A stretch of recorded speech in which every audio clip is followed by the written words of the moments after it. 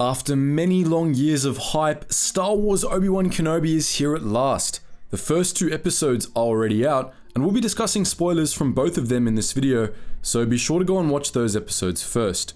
We'll be waiting for you when you get back.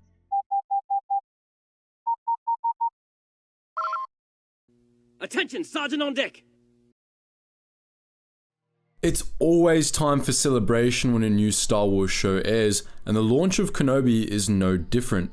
Fans have already been blessed with a seemingly nuanced and more introspective story that should shape up to be quite the ride by the end of it all. At present, however, we've just witnessed the first 2 episodes, and in our humble opinion, the high quality of writing is already quite apparent. These episodes are focused primarily on the hunt of Obi-Wan Kenobi as is lured out of his low-key hiding spot on Tatooine by Reva, the new Inquisitor. The hunt of Obi-Wan is further underscored by a rising tension between Reva and the Grand Inquisitor as well as the 5th brother. From almost the very start of the episode, the writers are making subtle distinctions in the character and approach of the different Inquisitors, a marked improvement when compared to Star Wars Rebels, where the Inquisitors were shown to be more one-dimensional and evil. That said, it becomes clear to us that Reva is a sort of rogue Inquisitor who doesn't follow the unwritten rules that the others do. Although still brutal, unforgiving, and undoubtedly evil, the other Inquisitors seem to have an interesting moral code when it comes to hunting the Jedi. It seems to us that the others are still mindful that they were once Jedi themselves, and thus their approach to Jedi hunting is a lot more calculated, apathetic, and surgical, almost removing the emotive aspect from it as a way to cope with the fact that they're hunting down their former Jedi friends. They almost treat it as a game and exercise a degree of restraint when finding a Jedi, as seen at the cantina they found the first one in. Reva, on the other hand, is impulsive, aggressive, and impatient, and seems to have a vested interest in viciously hunting every Force sensitive she can, specifically Obi-Wan Kenobi,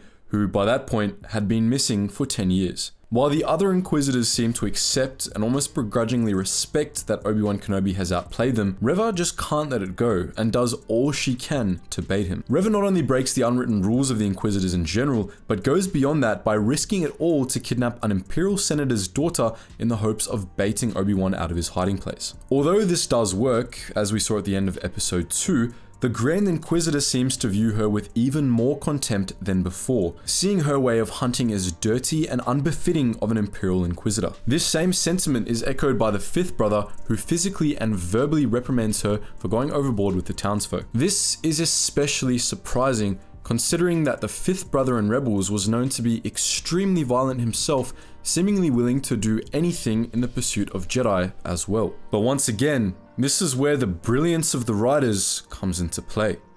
They recognize that a good story needs nuance, and instead of pandering to a more childlike way of storytelling, where the viewer is fed everything on a platter, they craft an intricate story that allows us fans to come to our own conclusions. In respect to the Inquisitors, it's quite clear Reva does not fit in with the group. She's accosted several times as well as talked down to, with the others straight up telling her that she's a bottom feeder and will always be the least valued member of the other brothers and sisters. We hinted to it earlier in the video, but we have a theory on why the group showed Reva so much animosity. Let's first establish that it's not like Reva was incompetent and constantly messing things up for her comrades. In fact, she was extremely cunning as well as brutal, traits most would think perfect for an Inquisitor. I mean, she managed to do what no other Inquisitor could do in 10 years, figure out a way to goad Obi-Wan Kenobi out of his hiding place into plain view. Surely that was worth a pat on the back, right?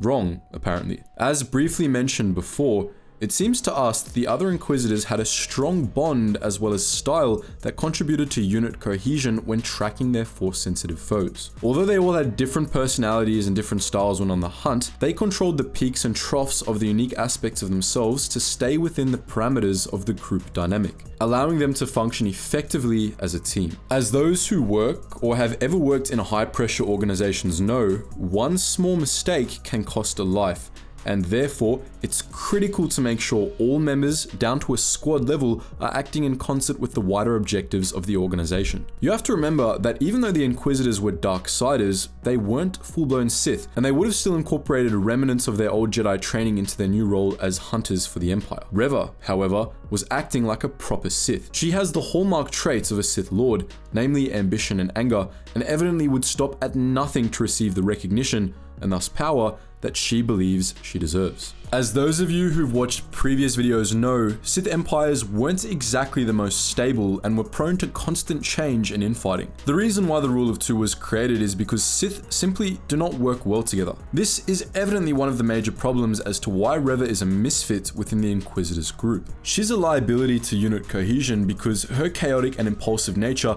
prioritizes her goals over the group's and ultimately organization's success. Once again, it must be reiterated that even though the Inquisitors are brutal Darksiders, they're not Sith, and ironically, operate similar to the Jedi when in groups for a hunt, albeit with a lot more war crimes.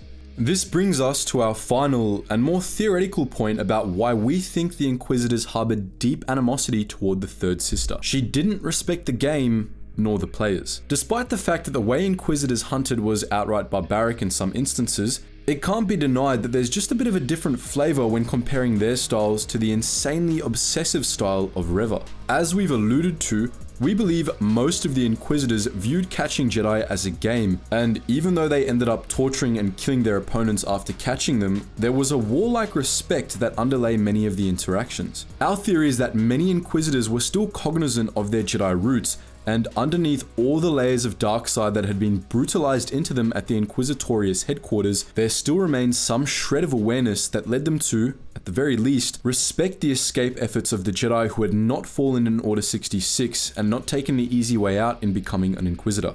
Reva, however, was completely submerged in the darkness and clearly didn't possess any sort of underlying admiration for any Jedi.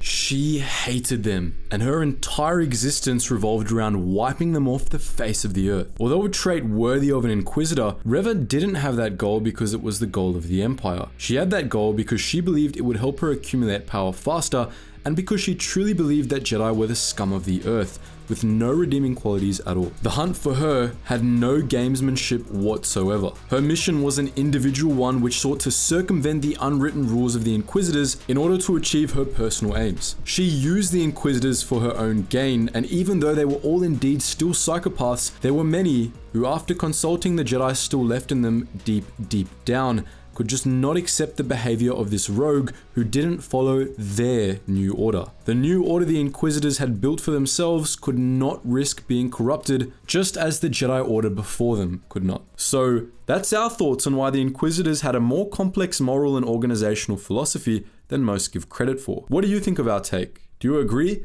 Or are we looking too deeply into it? Let us know how you're finding Kenobi so far, and we hope to see you in next week's episode. Thank you so much for watching.